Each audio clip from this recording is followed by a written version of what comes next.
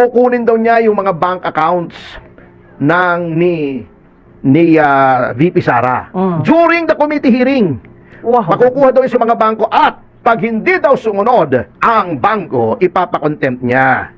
Kamote po yung pangangatuwiran niyo po, ha? Madam Luistro. Ang babaw at hindi niyo po alam ang extent ng powers of contempt ng House of Representatives or any of its committees. Hindi po kayo korte, just to prove to you na walang alam sa hangganan ng contempt powers si Luistro. Punta na tayo sa mas importante. Eto, ha? Eto, natatawa ko ha? Dito sa impeachment hearings ng Committee on Justice. Lalo na rito kay Congresswoman Luistro. Ito yung sinabi ko na kung ikaw ay hindi matalino, akala mo matalino si Representative Luistro. Pero kung matalino ka, alam mo hindi siya matalino eh. Di ba? Kita mo, iginigiit nila na maghihiring daw sila sa committee. Okay naman po yan. But ang hearing po ay sufficiency ng form and substance at sufficiency ng grounds. Ng grounds. Unang-una ito natatawa ko. Kita niyo yung pattern nila Sasabihin ni Luistro, mahina daw yung answer ni VP Sara. Answer at kautelan po yun. Pakibasa lang po kasi unang-una, kine-question po doon yung jurisdiction ng committee kasi mukhang premature yung pag-file ng isang batch ng impeachment complaint. Di ba sabi doon sa unang desisyon ng Korte Suprema, February 6. Wala namang binabanggit na iniba yun noong nag-MR. So February 2 may nag-file, may atat nag-file. Number 2, basahin nyo, wala namang ultimate facts. Puro alegasyon. Accusation is not synonymous with guilt. Sinabi na ng Supreme Court yan. You cannot go beyond the impeachment complaint. Hindi ka pwedeng lumabas doon. Hindi ka naman kasi korte. Hindi ka naman piskal. Yung sinasabi niya, parang prosecutor kami rito. Oo, parang prosecutor kayo. Pero yung ibinigay lang na ebidensya ron sa complaint, yun lang ang titingnan nyo. Hindi para kayo ay kumuha ng additional na evidence. Hindi kayo ay para mag-fishing expedition. Wala pong legal basis yan. Pero mambabatas siya. Oo. Hanggang doon lang. Okay. Ang papel ng committee roon, tignan yung sufficiency in form and substance. At tignan yung grounds. Kung merong ground. At ang merong ground, ang rule dyan, parang sa rules of court, may ultimate facts. Ano yung ultimate facts? Eto Si Atty. Topacio ay ninakaw yung aking cellphone. Alegasyon. Proof. Eto, may CCTV video, kinuha ni Atty. Topacio yung cellphone ko, nilagay sa bulsa. Ultimate fact, magnanakaw ng cellphone si Atty. Topacio. Yun. Ganun lang kasimple yun. Sasabihin mong, si VP Sara Duterte ay kinupit yung 125 million. Okay. Dapat may proof ka. Ano? Anong proof mo? COA report. Hindi pa nga final.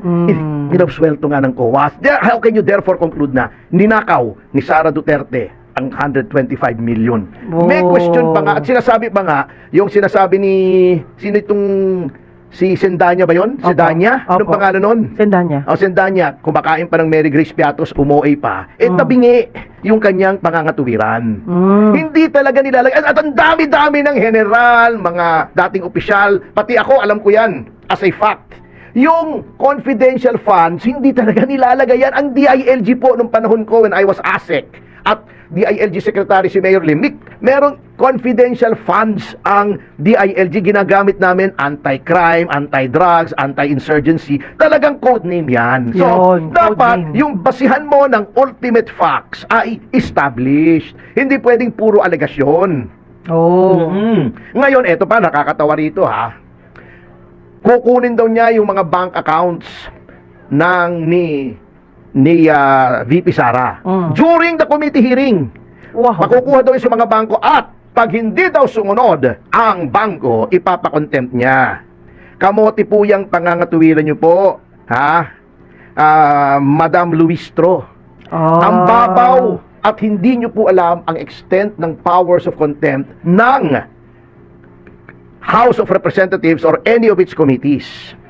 Hindi po kayo korte, just to prove to you na walang alam sa hangganan ng contempt power si Luistro. Noong Quadcom, di ba, binastos-bastos nila yung kliyente ko. Yes. Binastos-bastos nila ako. Kaya nag-file ako ng ethics complaint. Binabatikos ko sila sa social media. Opo. Sabi ba naman itong si Luistro, binabatikos tayo ni Atty. Topacio. Ipapakontempt ko siya. Sabi ko, pag ginawa mo yan, mapapahiya ka. Bakit? Kayo po ay hindi korte. Ang korte, mayroong indirect contempt, may direct contempt. Ha?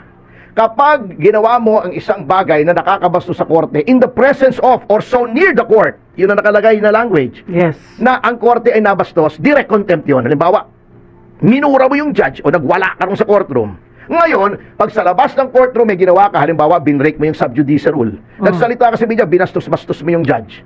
Outside of the courtroom, indirect contempt yun, maaaring indirect contempt. Dahil nasa labas ka. Oo. Yun. Sa committee po ng legislature, wala pong indirect contempt. Pag may sinabi ako sa labas ng halls of the house, laban sa inyo, hindi nyo po ako pwedeng ipa-contempt. Mali po yun, hindi po kayo husgado. At na-realize na yan ni Richard Gordon noong ako ang abogado ni Lincoln Ong at ni Mohit Dargani doon sa Farmally. Sinabi ko na kangaroo court yung Blue Ribbon Committee ni Gordon. Sabi ni Gordon, ipapakontempt kita. Sabi ko, go ahead, tingnan natin kung sinong mapapahiya. Hindi niya ginawa. Siguro pinag-aralan niya, mali nga pala siya. Hindi ka pwede magpa-contempt kung committee ka ng House or the Senate for things done outside of the House or the Senate. Yan sinasabi mo, pag hindi sumunod yung mga bangko, iko-contempt mo kung ayaw i-produce yung bank records ni VP Sara. Hindi rin po pwede yan. Bakit? Sapagkat Ginang Luistro, ang contempt powers lang po ng legislature ay effective when you are hearing something in aid of legislation. Yan po ang nakalagay sa konstitusyon at sa mismong House rules ninyo. In aid of legislation. Eto pong impeachment proceedings ay hindi in aid of legislation. Wala pong batas na lalabas dyan sa hearing ninyo. In fact, yan po ay wala doon sa article ng Constitution outlining the powers of the legislature. Nasa ibang section po yan o article ng Constitution, yung transparency and accountability provisions. Hindi po yan in exercise of your legislative powers. Yan ay exercise ng accountability provisions ng Constitution.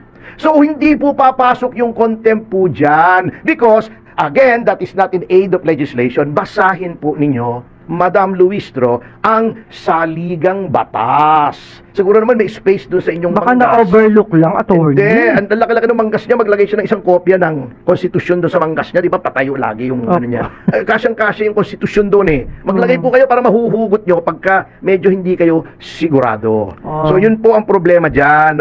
Hindi po katulad ng korte ang contempt powers ng House or of the Senate. So, yan po ang sinasabi ko, hindi nyo pwedeng pa-contempt yan. Lalabanan kayo ng bangko because of the bank secrecy law. Ngayon, in a real trial, the Senate, acting as an impeachment court, maaring magkaroon ng powers to issue subpoena duces tecum. Ibig sabihin, mag-produce ka ng document. Yun po, walang duda roon. Pero kayo, as a committee, determining the sufficiency of grounds for impeachment, wala po, hindi po kayo korte. Baka mapahiya po kayo, atras-atras na po tayo. Sabi nga ni Ping Lacson basa-basa naman. Okay.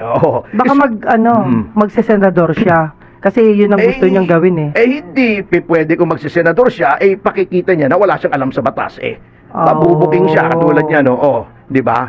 Katulad nito, ito yung sinasabi nilang COA, just to show to you, yung double standard ng administrasyon na to. COA sila ng COA kay VP Sara. Ito, meron palang COA report. Na lumabas.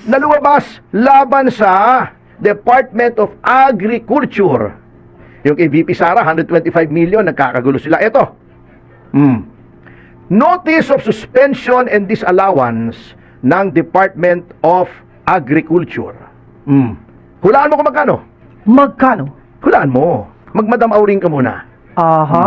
Tingnan mo muna yung Ma- bolang kristal. Yung bang bola ni Victor Meron bang Cristal? more than 200 million? Yung bang bola ni Victor Cristal? Hindi ko po alam. Tanong natin. Ikaw talaga, sir, ha? Intriga yan. Hindi! More! More! 300 million! More than that? 400! More! Oh, grabe yan. 500! Uuusang oras natin. 600! Laki-lakihan mo na yung laktaw. 800 million! More! More than that? Oh, grabe. Billion More! na yan. 1 billion. Magkano? 1 billion. More! Eh, sabi mo ball, eh, di ba? Ay, sa ball na tayo. More. 1.5 billion. More! 2 billion, 3 billion, 5 billion. More! Ay, grabe.